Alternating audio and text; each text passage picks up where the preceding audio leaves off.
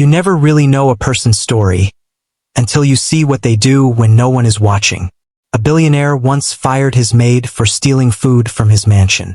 He thought she was a thief, but later that night, he followed her home, and what he saw through her broken window changed his life forever. Because the food she was stealing was not for her. Stay with me till the end, because this story will change the way you see people forever. Before we begin, take a second to like this video and subscribe to Grandpa Next, because we bring you powerful stories that stay with you long after they end. In the heart of the city, standing on a hill that overlooked rows of buildings and busy streets, there was a mansion so large that people often stopped outside its gates just to look at it. The house had tall glass windows, a beautiful garden, a long driveway, and security cameras on every corner. Inside lived a man named Edward Hale, one of the youngest billionaires in the country. Edward was known for two things: his intelligence and his cold heart. He built his business empire from nothing. He believed in one rule only: work hard, trust no one, and never forgive dishonesty. People who worked for him feared him more than they respected him. He paid well, but he expected perfection. One mistake could cost someone their job. In that big mansion, many people worked: drivers, cooks, cleaners, gardeners, security guards. But among all of them, there was one person almost no one noticed. Her name was Maria. Maria was a quiet woman in her early 30s. She always kept her head down, spoke softly, and did her work without complaining. She cleaned the floors, washed dishes, organized rooms, and sometimes helped in the kitchen. She arrived early in the morning and left late in the evening. No one knew much about her personal life because she never talked about it. But if someone looked closely, they would notice something. Her clothes were always clean but very old. Her shoes were worn out, and sometimes, when she thought no one was looking, she looked very tired, like someone who hadn't slept properly in days. Every night after work, she packed her bag quietly and left through the back gate, walking to the bus stop instead of using staff transport. She never wasted money. Edward had seen her many times, but to him, she was just another employee, just another worker, just another name on the salary list. To Edward, people were either useful or replaceable. One Monday morning, the head chef came to Edward looking nervous. "Sir," the chef said, "there is a small problem." Edward didn't even look up from his laptop. "What problem?" "Food is going missing from the kitchen," the chef said. "Not a lot, but every day some food disappears. Bread, fruit, sometimes cooked food." Edward slowly looked up. His face became serious. "Are you saying someone is stealing?" he asked coldly. "I'm not sure, sir, but food is definitely disappearing." Edward closed his laptop slowly. "Check the cameras," he said. "I want to know who it is." That evening, Edward sat in the security room with the guard, watching CCTV footage from the kitchen. Hours of footage passed. Cooks working, staff walking in and out, cleaners cleaning, nothing unusual. Then, around 9:15 p.m., they saw something. Maria walked into the kitchen quietly. She looked around carefully to make sure no one was there. Then she opened the fridge, took some bread, fruit, and a small box of leftover food. She wrapped the food in a cloth and slowly put it inside her bag. Then she turned off the kitchen light and left. Edward's face turned cold. "Play that again," he said. They watched again, and again. There was no doubt. Maria was stealing food. Edward felt anger rising inside him. Not because of the food, he was a billionaire, that food meant nothing to him. But because of one thing he hated more than anything else: dishonesty. The next morning, Edward called all the staff into the main hall. Everyone stood in a line, nervous and whispering to each other. In the center of the hall was a large screen. Edward walked in, wearing a black suit, his face serious and emotionless. "I have always been fair with my employees," he said. "I pay well. I treat you professionally. And in return, I expect honesty." The room became silent. Edward pressed a button, and the CCTV video started playing on the big screen. Everyone watched as Maria appeared on the screen, taking food and putting it into her bag. Maria's face turned pale. Her hands started shaking. When the video ended, Edward looked at her.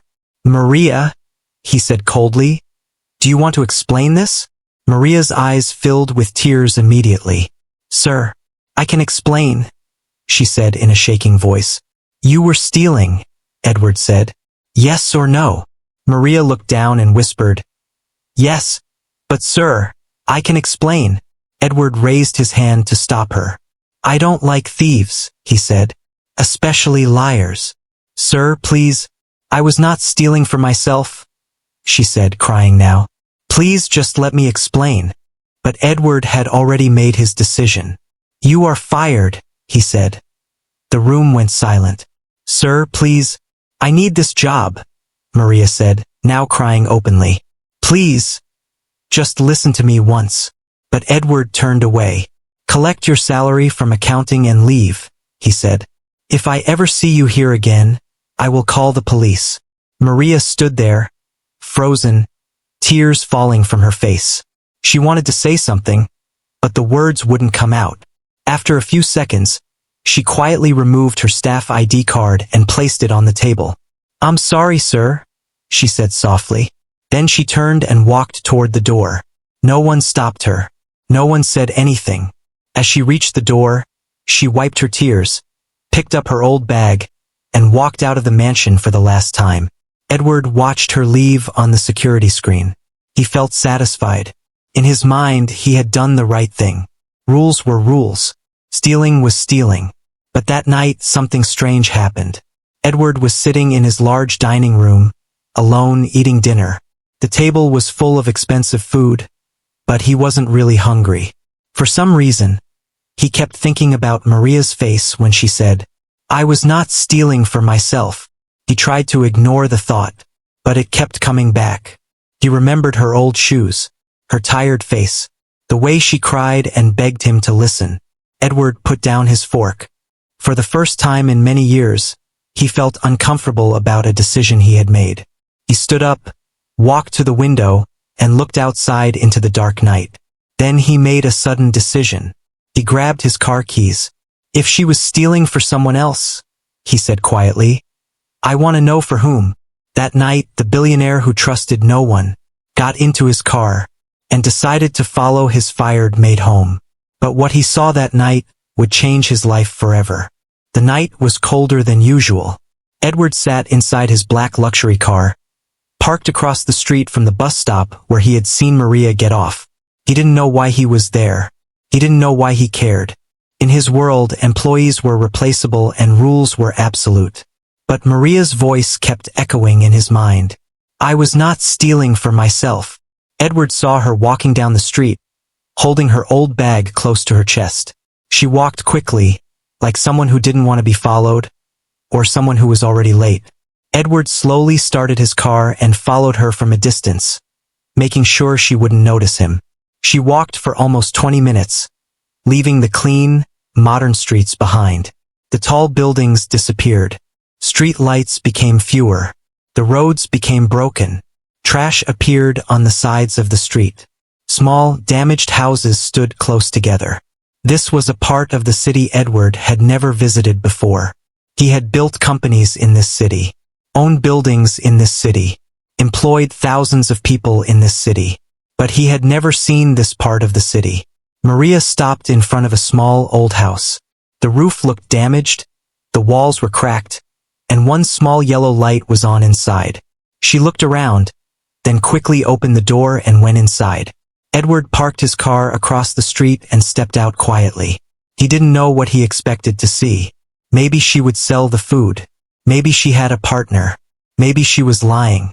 He slowly walked toward the house and stood near a window where the curtain was slightly open. And then he looked inside. What he saw made him freeze.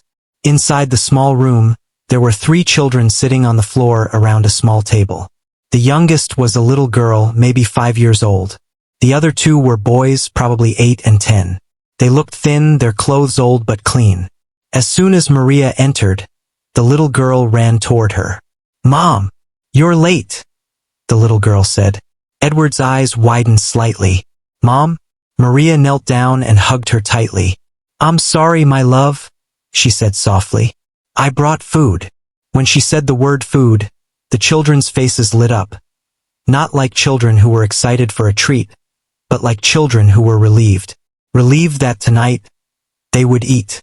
Maria opened her bag and took out the bread, fruit, and the leftover food she had taken from Edward's kitchen. She placed everything on the table carefully, like it was something very precious. "Eat slowly," she told them, "and leave some for Grandma." "Grandma?" Edward moved slightly to see more inside the house. In the corner of the room, there was an old woman lying on a small bed, covered with a thin blanket. She looked very weak, her face pale. She was coughing lightly, trying to sit up. Maria quickly went to her. "Mom, you need to rest," Maria said gently. "I'm fine," the old woman said weakly. "Did the children eat?" "Yes," Maria said, forcing a smile. "I brought food today." Edward felt something strange in his chest. Something heavy.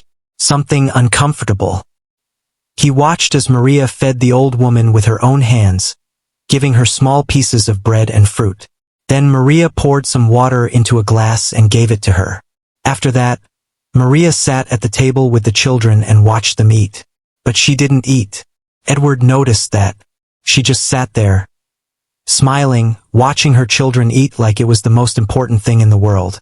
After a few minutes, the little girl picked up a piece of bread and held it toward Maria. "Mom, you eat too," she said. Maria smiled and shook her head. "I already ate at work." That was a lie. Edward knew it was a lie. He had seen the CCTV. He had seen what she took. That food was this food. And she didn't take it for herself. She took it for them. Edward stepped back from the window slowly. His mind was silent. For the first time in many years, he didn't know what to think. He looked at the small broken house again. This woman worked in his mansion every day, cleaned his floors, washed his dishes, cleaned rooms bigger than this entire house. And he had fired her for stealing leftover food. He suddenly remembered the way he had spoken to her in the hall, the way everyone watched her, the way she cried and begged him to listen. He felt something he hadn't felt in a long time. Guilt. Edward turned to leave, but then he heard a voice from inside the house. It was one of the boys. "Mom," the boy said quietly. "Did they find out?" Maria was silent for a moment. Then she said softly, "Yes." "Did they fire you?" the boy asked. Maria didn't reply immediately. Then she nodded slowly. "It's okay," she said, trying to sound strong. "I will find another job." "But what about food?" the little girl asked. Maria smiled, but her eyes filled with tears she tried to hide. "Don't worry," she said. "Your mom will take care of everything." Edward couldn't listen anymore. He walked back to his car slowly and sat inside, staring at the small house through the windshield. His mind was racing. All this time he believed he was a fair man, a smart man, a successful man. But tonight, for the first time, he felt like he had made a terrible mistake. He looked at his hands on the steering wheel and remembered something his father once told him when he was young. "Son, being rich is not about how much money you have. It's about how many people sleep hungry because of your decisions." Edward closed his eyes. For the first time in years, he felt ashamed. After a few minutes, he started his car and drove away slowly. But the image of that small room, those hungry children, and Maria saying, "I already ate at work," kept repeating in his mind again and again. That night, Edward couldn't sleep. He kept thinking about one question. Who was Maria, really? The next morning, Edward went to his office. But instead of checking business reports, signing contracts, or attending meetings, he called his assistant. "I want all the information about Maria," he said. "Where she lives, her family, her situation, everything." His assistant looked surprised. "The maid, sir?" Edward nodded. "Yes," he said quietly. "The maid." Because now he needed to know the truth. And what he was about to discover was even more shocking than what he saw last night. If this story is touching your heart so far, comment below where you're watching from. I read every single comment. The next morning, Edward arrived at his office earlier than usual. But instead of reviewing financial reports or attending meetings, he stood near the large glass window in his office, looking down at the city below. Cars moved like tiny machines. People walked quickly on the streets. Everyone looked busy. Everyone looked like they were chasing something. Money, success, survival. Edward had always believed he understood how the world worked. If you worked hard, you succeeded. If you were lazy, you failed. If you were honest, you stayed. If you were dishonest, you left. Simple rules. Clear rules. Fair rules. But last night, those rules didn't feel so simple anymore. There was a knock on his office door. "Come in," Edward said. His assistant walked in holding a file. "Sir, this is the information you asked for." Edward took the file and opened it slowly.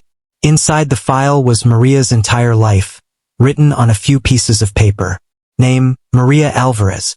Age 32. Marital status, widow. Children 3.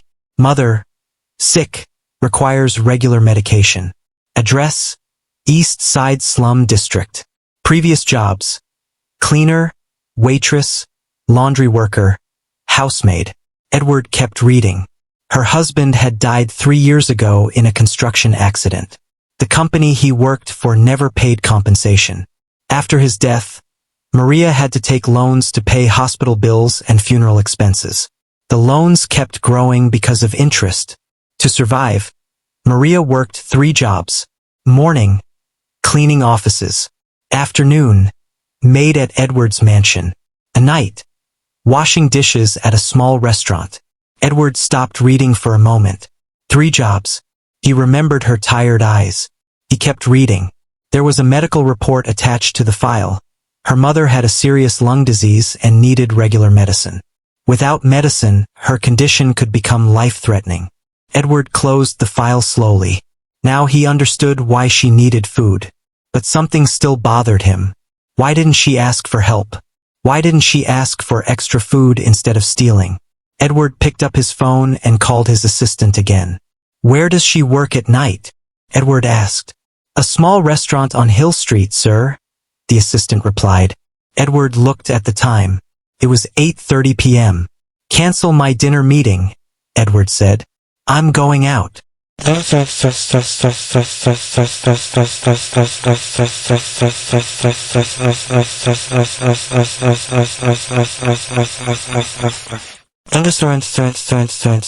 That night, Edward parked his car near the small restaurant on Hill Street. It was nothing like the places he usually visited. The sign was old, the lights were dim, and the place looked tired, like the people inside it. Edward walked in and sat at a corner table. No one recognized him. After a few minutes, he saw Maria in the back, wearing an apron, washing dishes. Her hands moved quickly, but she looked exhausted.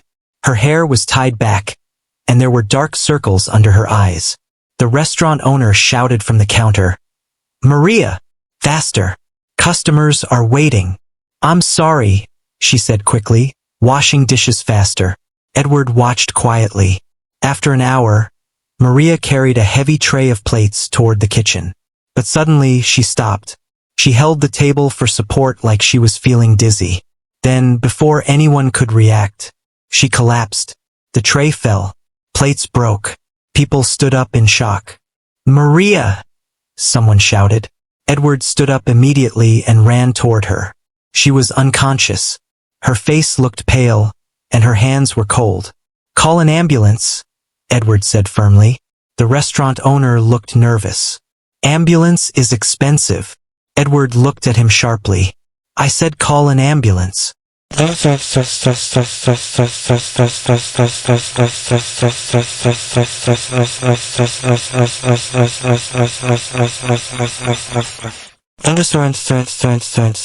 At the hospital, the doctor examined Maria while Edward waited outside. After some time, the doctor came out. "Are you her relative?" the doctor asked.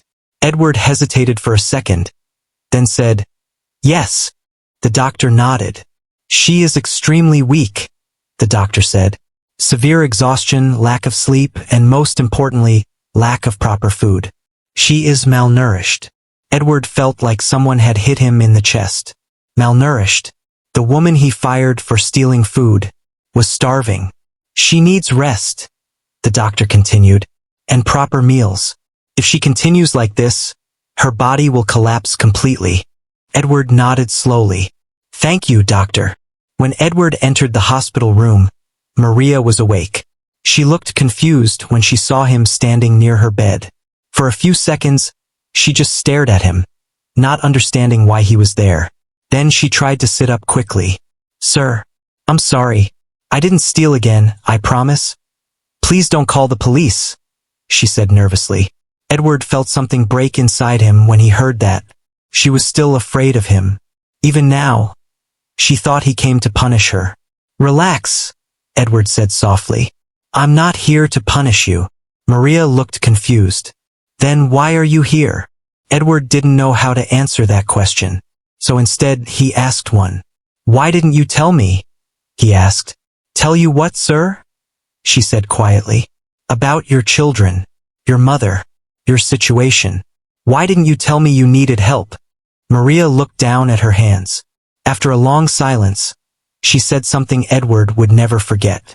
Because rich people don't like problems, sir, she said quietly. They like workers, not problems. Edward had no answer for that. She continued, if I told you my problems, maybe you would think I can't work properly. Maybe you would fire me. So I decided, I will solve my problems myself. And stealing food was your solution? Edward asked, but his voice was no longer angry. Maria's eyes filled with tears. I was not stealing food, sir, she said. I was stealing time. Edward frowned. What do you mean? If I cooked food at home, it would take time. If I worked more hours, I could earn more money. So I took leftover food. So I could save time. So I could work more. So my children could eat. Edward couldn't speak. He had built companies, signed million-dollar deals, managed thousands of employees, but he had never heard a sentence like that before. I was not stealing food. I was stealing time. Maria looked at him and said softly, I'm sorry, sir. I know I did wrong. You were right to fire me. Edward looked at her, really looked at her. For the first time, this wasn't a thief. This was a mother trying to keep her family alive. And he had humiliated her in front of everyone. At that moment, Edward realized something very important. He was a successful businessman, but he had failed as a human being. Edward stood up slowly and said, Rest. Don't worry about hospital bills. Maria looked shocked. Sir, I can't pay. You don't have to, Edward said. He walked to the door, then stopped for a moment and said without turning back, Maria, I'm sorry. And then he left the room. But the story was not over yet, because the next thing Edward was about to do would change both of their lives forever. The next morning, Edward Hale did something he had never done before in his life. He canceled all his meetings. No business calls. No investor presentations. No contracts. No office. Instead, he sat alone in his study, thinking about Maria's words again and again. I was not stealing food. I was stealing time. Edward had spent his entire life believing that money solved everything. That success meant power. That being strict made him fair. That emotions made people weak. But now, for the first time, he realized something terrifying. He understood business, but he did not understand people. And what scared him the most was not that Maria had stolen food. What scared him the most was that he had food in abundance, and never once asked if his employees had enough to eat. That realization changed something inside him. Edward stood up, took his car keys and drove to a supermarket. Not a normal purchase, he bought everything. Rice, flour, cooking oil, vegetables, fruit, milk, medicine, blankets, clothes for children, and even a small heater. The cashier looked shocked as item after item passed the counter. Edward didn't care. For the first time in his life, he wasn't buying something for business or for himself. He was buying something for someone who had nothing.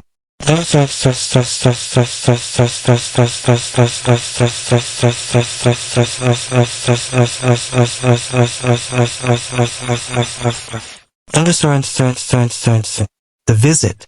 That afternoon, Edward drove to Maria's neighborhood again. This time, he didn't park far away. He drove directly to her small house. When he knocked on the door, the little girl opened it. She looked up at him with curious eyes. Yes? She asked. Edward tried to speak, but for the first time in his life, he didn't know how to talk. Is your mother home? He asked gently. The little girl nodded and ran inside. Mom, the rich man is here.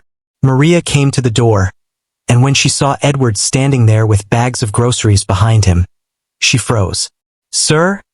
She said, confused. Edward felt uncomfortable, a feeling he was not used to. He, the billionaire who spoke confidently in boardrooms, now felt nervous standing in front of a poor maid. I came to say something, he said slowly. Maria stayed silent. Edward took a deep breath and said the words he had never said to an employee before. I was wrong. Maria looked at him, shocked. I judged you without listening, Edward continued. I punished you without understanding, and I humiliated you in front of everyone, when you were only trying to feed your family. Maria's eyes filled with tears, but she didn't speak. Edward signaled to the driver to bring the grocery bags. One by one, the bags were placed inside the small house: food, clothes, medicine. Maria looked overwhelmed. Sir, I can't accept this. Edward shook his head. This is not charity, he said. This is an apology. The children looked at the food with wide eyes. The little girl touched a box of milk like it was a treasure. Edward looked at Maria and said, I want you to come back to work. Maria quickly shook her head. No, sir. I don't want to steal again. Edward said softly. This time you won't be a maid. Maria looked confused. Then what job will I do? Edward said, you will help me manage staff and kitchen supplies. You understand the value of food better than anyone in my house. Maria didn't know what to say. And your salary will be 3 times higher, Edward added. Maria covered her mouth with her hand, trying not to cry. And your children, Edward continued, will go to school. I will pay for their education. Tears rolled down Maria's face now. And your mother's treatment, Edward said, will be handled by the best doctor in the city. Maria could not speak anymore. She started crying. Not the crying of sadness, but the crying of relief. The crying of someone who had been strong for too long. Why are you doing all this, sir? She finally asked. Edward was silent for a moment.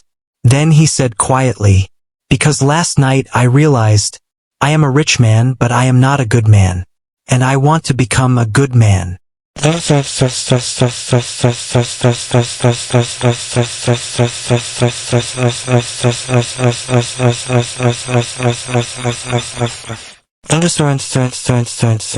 new beginning. Over the next few months, many things changed. Maria's children started going to school. Her mother received proper medical treatment. Maria returned to work, but now she walked through the front gate, not the back gate. And Edward changed too. He started a program in his company where leftover food from his mansion and office was packed every night and sent to poor neighborhoods. He increased salaries for his lowest paid workers. He created a small emergency fund for employees who had family or medical problems.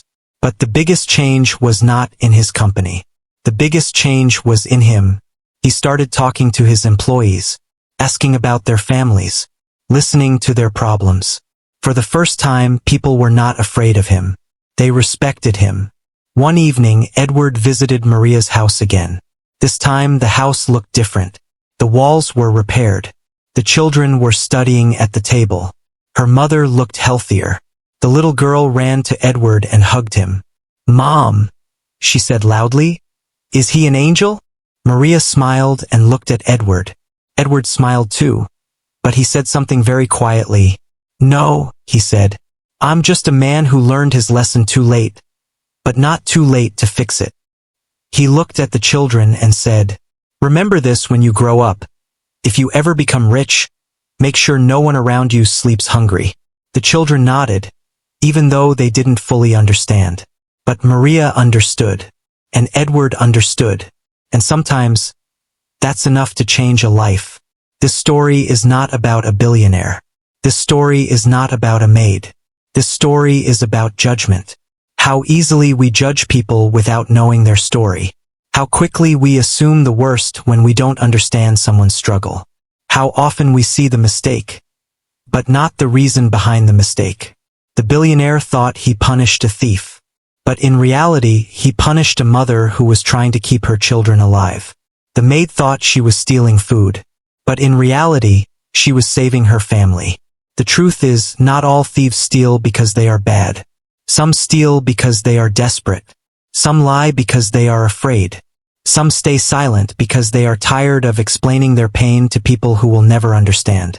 The biggest lesson Edward learned was this: success without kindness is failure. Money without humanity is poverty. And judgment without understanding is injustice. So before you judge someone, before you call someone a liar, before you call someone a thief, ask yourself one question: do I know their full story? Because sometimes the people who look the weakest are the strongest people in the world. And sometimes the richest people are the ones who learn how to be kind. If this story made you feel something, don't forget to like, share, and subscribe to Grandpa Next for more powerful stories like this. And tell me in the comments, what would you have done in his place?